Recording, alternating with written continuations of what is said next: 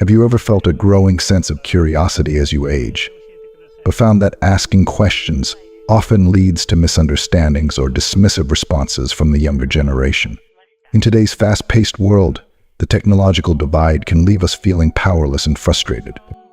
But there's a way to bridge this gap and foster understanding without the sting of sarcasm or arrogance.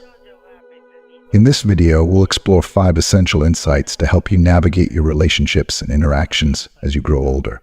We'll discuss why it's crucial to avoid asking questions directly, how to express humility and compassion, and the importance of managing our emotions. By the end, you'll not only learn how to communicate more effectively with younger generations, but also discover how to maintain your dignity and self-worth in a world that sometimes overlooks the wisdom of experience. Stay tuned, because the insights shared today can empower you to connect meaningfully, avoid unnecessary conflict, and enhance your overall well-being in this new chapter of life. If you are not subscribed, I recommend subscribing and activating the notification bell so you don't miss any videos. Your support means a lot to me, and if you enjoyed this video, you can help me continue spreading the valuable lessons by liking and sharing it. If you like the topic of this video, please comment 1. If you don't, please comment 0 to let me know how I can improve and make better videos for you. Now, let's begin. Number 1. Even if you're curious, don't ask questions. As we journey through life, particularly as we grow older, there's a natural shift that happens to our bodies, our minds, and our senses. The physical freedom we once enjoyed may slowly start to fade away. Our senses, once so sharp, may begin to dull. Our hearing isn't what it used to be, and our eyesight is not as clear. And yet, in this phase of life, something fascinating happens. Our curiosity intensifies. It's as if, in response to our physical limitations, our minds and hearts are hungrier than ever to learn, explore, seek out new experiences, and understand the world around us in new ways. It's a kind of beautiful irony. As our physical world becomes more constrained, our intellectual and emotional world wants to expand. But there's a challenge here, one that so many of us face daily, and that is the rapid pace at which the world is changing, especially with technology. The younger generation, our grandchildren, children, or even the neighbors' kids are growing up in a world where information is not just easily accessible, it's instant. With just a swipe or a tap, they can find answers to almost anything. And they do this continuously, almost effortlessly, which is a vast departure from how we learn things. There was a time when gathering information meant going to the library, reading books, or engaging in conversations with people around us. It took time and effort. Now, the younger generation is living in a different universe of instant information, and that creates a gap between us, a gap that can sometimes feel overwhelming. We often find ourselves perplexed by how quickly things are changing. We sit in front of devices that we struggle to operate or hear terms being used that mean nothing to us. And so, our natural response is to ask questions. We ask because we want to understand. After all, we're curious. After all, we refuse to be left behind. But then comes the hard part. Instead of welcoming our curiosity, the younger generation often reacts in ways that make us feel small, unintelligent, or worse, irrelevant. When we ask, "What is that?" or "How does this work?" we are met with 2 common responses, both of which sting deeply. If you are still watching this video and find these lessons useful, please comment 1 below to let me know that you are still here with me. The first is sarcasm. They may laugh at all their eyes or make a flippant comment that suggests they don't have time to explain it to us, or even worse, that we should already know. They might ignore the question altogether, as if it's not even worth their time to acknowledge. The second common response feels equally hurtful. They tell us to look it up ourselves. It's as if our questions, our attempts to connect and understand, are met with irritation or impatience. These responses, though they may seem small or harmless to them, are anything but. For us, they can cut to the core. Imagine being someone who has lived a full, rich life, someone who has raised children, built a career, contributed to society, and now, in the later years of life, being made to feel as if none of that matters. That's what these interactions can do. When we're dismissed or belittled by the younger generation, It's more than just a moment of misunderstanding. It's a reminder of the widening gap between us. It's a reminder that the world we once knew is slipping further out of reach, and that can be deeply unsettling. For many older adults, these responses aren't just unpleasant, they're painful. They carry with them a sense of disrespect, a feeling of being undervalued, or, worse, being seen as obsolete. But here's the thing, we are far from obsolete. Just because the world is moving faster and technology is evolving, doesn't mean we have nothing left to contribute or that we should simply fade into the background. Our generation has faced challenges that today's youth could never imagine. We've weathered storms, both literal and metaphorical. We've lived through wars, recessions, societal shifts, and monumental changes in culture and technology. We have experience, and we have wisdom, and we have resilience. These are not small things. These are the very things that have allowed us to navigate life with strength and grace, even when the odds were against us. So why should we, at this stage of life, allow ourselves to feel diminished by the impatient or dismissive reactions of a generation that hasn't yet walked in our shoes? The answer is simple: we shouldn't. But what do we do with this intense curiosity that refuses to fade, even as the world around us becomes more difficult to navigate? How do we reconcile our desire to learn and grow with the often harsh responses we receive from younger people? The key, I believe, lies in wisdom and emotional intelligence.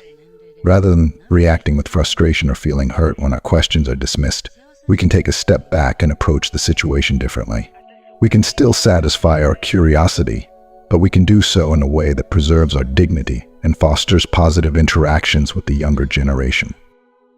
One effective method is to control our emotions and approach the conversation with kindness and tact. And instead of directly asking questions that may provoke a sarcastic or dismissive response, we can shift the conversation by offering genuine compliments or expressions of admiration. For instance, instead of saying, "What is that?" or "How does that work?" we could say, "You are so fortunate to have all this information at your fingertips." Or, "It's amazing how quickly you can find what you need these days." These kinds of statements do more than just soften the interaction. They open a door for the younger person to share their knowledge without feeling like they're being quizzed or challenged. By complimenting their abilities, we create an environment of mutual respect. It becomes less about the question and more about the connection. And often, when we approach with this kind of positivity, we find that the younger generation is more willing to share what they know. They feel seen and appreciated, and in turn, they respond with generosity and kindness. This allows us to gain the information we need without feeling like we're imposing or being made to feel small. It's a delicate balance, but it can be incredibly rewarding. We don't have to give up our curiosity. We should never give up our curiosity. It's what keeps us young at heart, engaged with the world, and open to new experiences. But we can choose how we express that curiosity in ways that foster connection rather than division. We can be both curious and wise, both eager to learn and mindful of how we approach the process of learning. In the end, what we seek is not just information, it's understanding, connection, and respect. By approaching our curiosity with a gentle, thoughtful touch, we can bridge the generational divide and continue to engage with the world around us in meaningful, fulfilling ways. This is how we continue to grow, not just as individuals, but as part of a larger, interconnected community. And in doing so, we remind ourselves and the younger generation that we are far from irrelevant. We are still here, still learning, still contributing, and still worthy of respect. Number 2, never use arrogant words. We've all met people who, when they speak, come across as arrogant. But why does this happen? What would drive someone to present themselves in such a way? The truth is that arrogance often stems from a deeper, more fragile place, our inherent need to protect our self-esteem. For many, self-esteem is the foundation upon which our identity and sense of worth are built. It shapes how we see ourselves and how we engage with the world. When that foundation feels shaky or uncertain, arrogance often steps in as a defense mechanism, masking insecurities that may lie just beneath the surface. At its core, arrogance is a tool some people use to shield themselves from the vulnerability of feeling inadequate or lacking confidence. Those who appear arrogant often need to bolster their sense of self-worth by projecting an image of superiority. You see, when someone lacks genuine confidence, they feel the need to create a facade, a mask that says, "I am better than you," when in reality, this is far from the truth. It's not that they genuinely believe they're superior, it's that they're trying to convince themselves and others that they are. When people with this mindset achieve success, they're quick to claim full credit for it. Their successes become a reflection of their supposed greatness, a validation they desperately seek. But when they fail, things take a different turn. Instead of taking responsibility for their mistakes, they point fingers, shift blame, and make excuses. They say things like, "I didn't fail because of me. It was due to some external factor I couldn't control." These are all efforts to avoid the painful truth that they, like everyone else, are fallible. This refusal to accept failure or mistakes is deeply tied to a weak sense of self-esteem. Admitting failure would mean confronting their vulnerabilities, and that's something they just can't face. Bragging is another form of arrogance that we often encounter. It's subtle sometimes, but it's there. Take, for example, someone who invites others to dinner not out of kindness or generosity, but as a way to flaunt their wealth status or ability to do so. It's not about making others feel good, it's about making themselves feel important. They want to prove something, to demonstrate their value by showcasing what they can provide. These small acts of boasting may seem harmless on the surface, but they often reveal a deeper need to present to the world. Bragging is, in many ways, an exaggerated display of one's achievements or abilities. It distorts reality, making something small seem grander than it truly is. And while these actions may appear to benefit others, a dinner invitation, a grand gesture, it's not the action itself that matters, but the intent behind it. The need to elevate oneself through such gestures makes the act less about generosity and more about self-promotion. And the more a person engages in this type of behavior, the more transparent their insecurities become. As we grow older and mature, we begin to realize how unnecessary and even harmful bragging and arrogance can be. The more we boast, the more we reveal the emptiness behind the facade. The moment you brag, people notice. They see through the act, and what they see is not confidence, but fragility. Bragging doesn't elevate you in the eyes of others, it diminishes you. It exposes the gaps in your self-esteem and highlights just how much of your worth is built on a shaky foundation. As we mature, we come to understand that true confidence comes from within. It doesn't need to be flaunted or exaggerated. Inviting someone to dinner, for example, should be a simple, sincere act of kindness, not a platform to boost our ego. When we give without the need to be praised, when we help without expecting anything in return, that's when we truly grow. Humility, not arrogance, is the true mark of strength. Humility doesn't require recognition or validation. It's rooted in a quiet confidence that doesn't need to shout to be heard. It's easy to fall into the trap of using arrogant words or actions to prove ourselves to others. We live in a world that often celebrates outward displays of success and achievement. But the more we mature, the more we realize that our actions should speak for themselves. We don't need to use boastful language or display our accomplishments to prove our worth. The more we do, the more we risk exposing just how fragile our sense of self is. True self-esteem doesn't need to be defended with arrogance or protected by excuses. It doesn't need to be bolstered with bragging or elevated through the belittlement of others. Instead, it grows stronger when we are honest with ourselves and with others. When we admit our mistakes and take responsibility for our actions, we build a sense of self-worth that isn't dependent on the opinions or validation of others. The more we practice humility and honesty, the more we nurture our self-esteem. And this kind of self-esteem is resilient. It doesn't crumble in the face of failure, nor does it need to be exaggerated in the light of success. It's steady, unwavering, and grounded in reality. So instead of using arrogant or bragging words to prove ourselves, we should let our actions do the talking. A kind gesture, a thoughtful word, an act of generosity, these speak far louder and more meaningfully than any boast ever could. If you are still watching this video and find these lessons useful, please comment below to let me know that you are still here with me. In the end, arrogance is nothing more than a mask for insecurity. It's a defense mechanism, a way for people to avoid facing their vulnerabilities. But the real strength lies in embracing those vulnerabilities, in being honest with ourselves and others, and in finding peace with who we are, flaws and all. When we stop trying to prove ourselves through arrogant words and actions, we allow our true selves to shine through. And that's where true confidence, and true connection with others can be found. Number 3, don't unnecessarily dredge up your flaws. As relationships evolve and grow more intimate, there often comes a point where it feels like there's no more mystery left, no more secrets to hold on to. It's natural to feel that as you become closer to someone, you should start opening up more about your personal life. Talking about small, everyday matters like where you want to eat or which places you enjoy visiting feels comfortable and even fun. These conversations rarely cause trouble. But the moment you shift from the present to the past, especially when it involves your mistakes, regrets, or painful experiences, things start to get tricky. We all carry the weight of past mistakes, poor decisions, and experiences that we wish we could forget. But once you let those stories out, once you reveal those darker moments, they no longer belong just to you. What you say becomes part of the other person's reality. And no matter how much you may later wish you could take it back, erase it, or pretend it never happened, those words cannot be unsaid. You can't control how the other person will internalize that information. And you may unknowingly hand them a tool that can be used against you in the future. This can create a vulnerability that is difficult to anticipate. The more you share about your past flaws, the more ammunition you give someone to hurt you, whether they mean to or not. What may seem like an innocent revelation at the moment could later become a weapon, perhaps thrown at you in the heat of an argument or brought up when you least expect it. And this doesn't just affect how the other person sees you, it affects how you see yourself.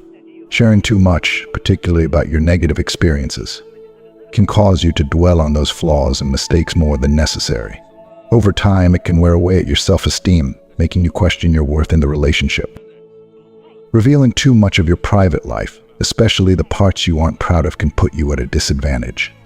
In the eyes of your partner, those stories may start to overshadow the person you are today. And even if they care for you deeply, it's hard to ignore the baggage of the past once it's been brought to light. And let's be honest, it's not just your partner who is affected. Your allies, friends, family, and others who care about you might also start to see you in a different light if too many of your flaws are constantly dredged up. The more you relive your negative past, the more you reinforce it in your mind, making it hard to escape the cycle of self-doubt. If you realize this too late, it can have devastating consequences. Relationships, no matter how strong, can crumble under the weight of too much negativity, especially when that negativity stems from constantly revisiting the past. You may find yourself caught in a situation where the very person you trusted with your deepest secrets now holds them over you, intentionally or not. This creates an imbalance in the relationship, making it harder for you to move forward. As we mature, we need to recognize the importance of controlling what we choose to share. It's not about being secretive or hiding parts of ourselves, it's about being wise and discerning. You don't need to reopen old wounds or dig up past failures to build a meaningful connection. Instead of dwelling on the mistakes you've made, why not focus on the positive changes you've embraced? Share the growth you've experienced, the lessons you've learned, and the ways you've transformed into a better person. This not only shifts the narrative away from negativity, but also reinforces your self-worth. Constantly revisiting your flaws can make you see yourself through a negative lens. And the more you do that, the harder it becomes to break free from that perception. Your past does not define you, but if you keep bringing it up, it will start to feel like it does. The key is to choose what you share carefully, with the understanding that some parts of your past may be better left unspoken. That doesn't mean pretending to be perfect. It means recognizing that not every story needs to be told. There's a great deal of power in focusing on the present and the future, in acknowledging your strengths and growth rather than your weaknesses and regrets. Protect yourself from unnecessary pain by keeping those darker chapters of your life where they belong in the past. This doesn't mean you're denying their existence. It means you're choosing not to let them dominate your current narrative. By sharing more of the positive and less of the negative, you allow the other person to see you as you are now, not as you were then. Ultimately, relationships are built on trust, but trust doesn't mean full disclosure of every mistake you've ever made. It means sharing what's necessary to deepen your connection, while keeping enough of yourself protected so that your self-esteem remains intact. The stories you choose to share should uplift and build stronger bonds, not create opportunities for regret or hurt later on. In doing so, you protect not only your relationship but also your sense of self-worth. Let your actions and your present self speak for who you are today. The past can stay where it belongs. This approach not only strengthens your relationships, but also fosters a healthier view of yourself. You're not defined by your flaws, you're defined by the growth and wisdom you've gained through life's journey. So, choose carefully, speak thoughtfully, and remember that not every flaw needs to be shared.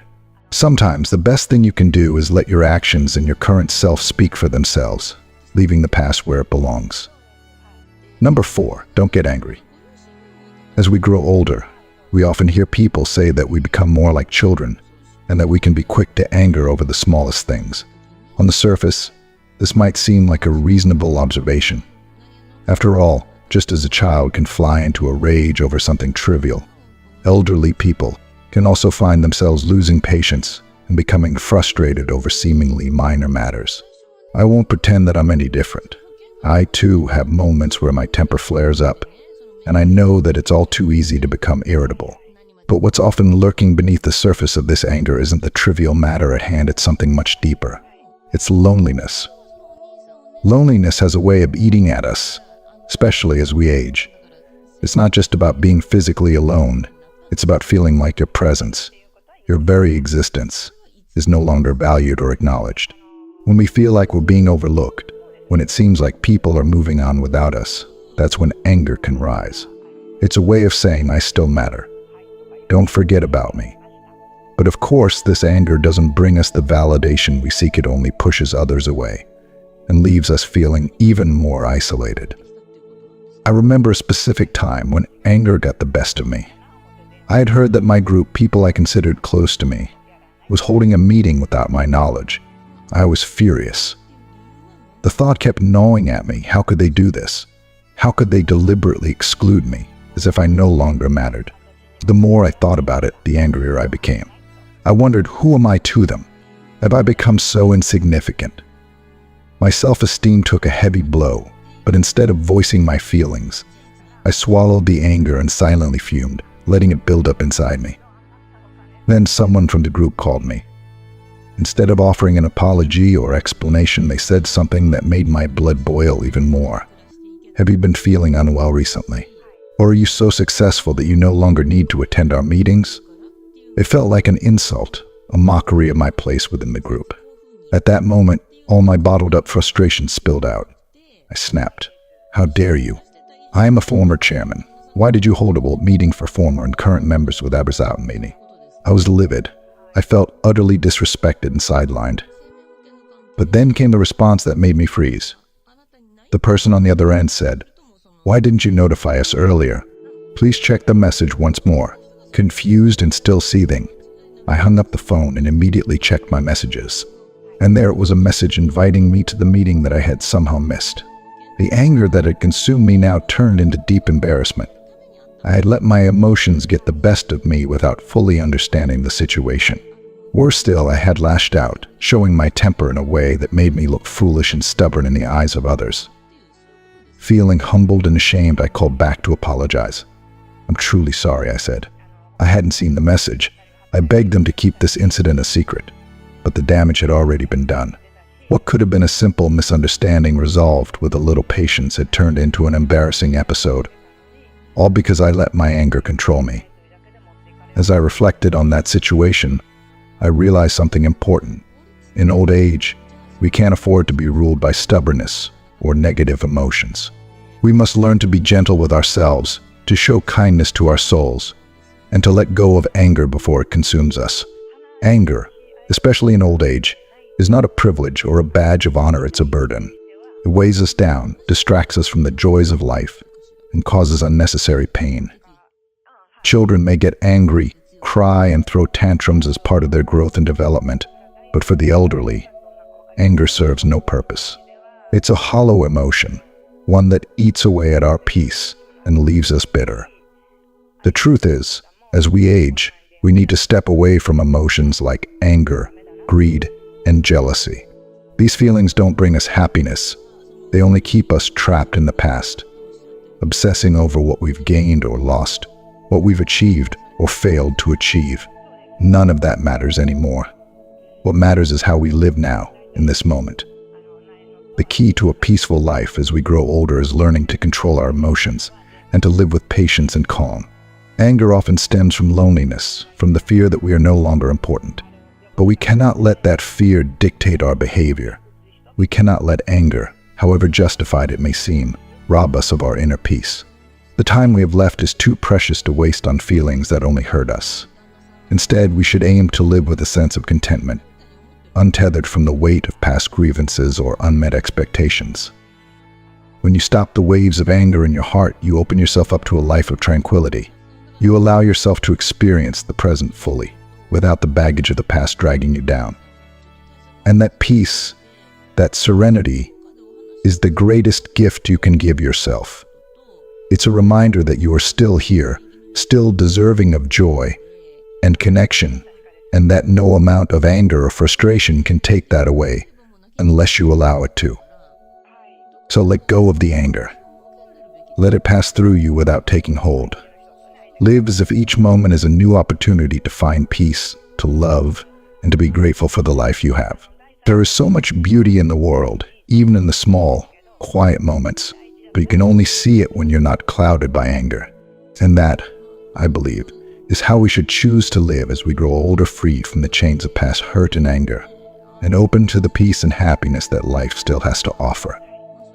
Number 5, afterwards, don't complain too much about your illness. It's an undeniable truth that our feelings have a profound influence on our lives. Often we're ruled more by our emotions than by logic or reason. We tend to react to situations based on how we feel in the moment, and those emotions end up shaping our mood, our outlook, and ultimately our experience of happiness. Our feelings can lift us or weigh us down, and this is especially true as we grow older. But no matter what challenges we face, including those related to our health, there's something powerful about choosing to focus on positivity, not just for others, but also for ourselves. Unfortunately, it's all too common to see older adults fall into the habit of constantly talking about their illnesses. We've all witnessed it, whether on the streets, in cafes, or social gatherings, groups of elderly people who immediately steer the conversation toward their latest doctor's visit, their chronic pain, or their medications. Back pain, headaches, arthritis, diabetes, high blood pressure, kidney problems, you name it. It becomes the centerpiece of the discussion. It's as though the identity of so many older adults becomes entwined with their ailments, as if they see themselves only as patients, not as vibrant individuals with lives beyond their health issues. And while it's perfectly understandable to have concerns about your health, it's disheartening to see how this kind of conversation can dominate interactions. What's even more unfortunate is that it's rare to hear someone say, "I'm still healthy and living actively." We forget that while our health may not be perfect, focusing solely on our ailments does little to help us feel better physically or emotionally. Yes, many older adults do need to take medications or go for regular checkups, but immediately launching into a discussion about your illness when meeting others only brings the mood down. It dampens the atmosphere and creates a cloud of negativity that's hard to shake off. So, what's the alternative? Instead of dwelling on your illness or pain, why not shift the focus to something positive? When you meet others, take the opportunity to uplift them and yourself. Compliment the person you're speaking with. It could be something simple, like noticing a new hairstyle. Your hair looks fantastic. Where did you get it done? Or maybe you seem so vibrant today. What's your secret? These little compliments do more than just make the other person feel good, they improve your mood as well. Positivity is contagious, and when you create a lighthearted and pleasant atmosphere, it's not just the other person who benefits, you feel it too. When we focus on positive things, joy and happiness naturally follow. It's like planting a seed of happiness that blooms in unexpected ways. On the flip side, constantly talking about how tired you feel, how much pain you're in, or how frustrated you are with your health not only brings down the mood but can also lead to a self-fulfilling prophecy. The more you dwell on those negative emotions, the more your body and mind sink into that state. If you are still watching this video and find these lessons useful, please comment 3 below to let me know that you are still here with me. Repeating phrases like "I'm so tired" or "it hurts so much" not only convinces your mind that these things are true, but can also make your body believe them, amplifying your suffering. Even worse, statements like "I'd rather be dead" or "I can't take it anymore" can push you further into despair. Instead of falling into that downward spiral, there is a better way forward. Happiness is not found in grand gestures or extraordinary moments. It lies in the small, everyday things we often overlook. It's in the laughter shared with friends, the warmth of a kind word, or the simple act of enjoying a sunny day. When we choose to focus on these moments, we shift our energy from suffering to joy. Instead of constantly reminding yourself and others of your pain, try to find moments that bring laughter and light. Even if your body is tired and your health isn't what it used to be, maintaining a sense of humor, staying energetic, and choosing optimism can make all the difference in how you experience life. We no longer live in an era where disease-free longevity is the norm. We're indeed living longer, but often with the accompaniment of various illnesses. This is the reality of our time. However, that doesn't mean life has to be defined by those illnesses. Even if you have one or two conditions to manage, you can still live a fulfilling and vibrant life. Your mindset and the words you choose to speak play a significant role in this. The more you speak positively, the more you foster a healthier and more uplifting environment for yourself and those around you. So the next time you feel tempted to complain about your illness, pause and ask yourself if it's truly necessary. Will talking about your pain make it any better? Or will it just cast a shadow over the conversation and reinforce the negative emotions you're already feeling? Instead, choose to focus on what's good, what's beautiful, and what brings you joy. Share stories of something that made you laugh, talk about a hobby you're passionate about, or even ask about the other person's day. When we make a conscious effort to shift our conversations from illness to life's brighter aspects, we create space for happiness to flourish. Living longer doesn't have to mean living in constant misery or complaint. With the right mindset and a focus on positivity, you can manage your health and still live with joy, gratitude, and energy. Speak kind words to others and yourself. Lift your spirits by focusing on the present and what brings you happiness, rather than what holds you down. Your words are powerful. They shape not just your reality, but the atmosphere around you. So, choose words that heal, that uplift, and that bring you peace. In doing so, you'll find that your life, despite its challenges, can still be filled with moments of joy, connection, and fulfillment. And that, in the end, is what true happiness is all about. As we come to the end of this journey through life's important lessons, it's time to reflect on what we've learned so far. From managing our emotions and letting go of anger to focusing on positivity rather than illness, we've explored how these insights can shape our relationships, well-being, and happiness. Now we want to hear from you. What's the one thing you've learned from today's video that you'll start putting into practice in your own life? Share your thoughts in the comments below. If you enjoyed this video, please leave your comment below. And don't forget to like, share, and subscribe to our YouTube channel for more insightful content like this. Your support means the world to us, and we can't wait to see you in our next video.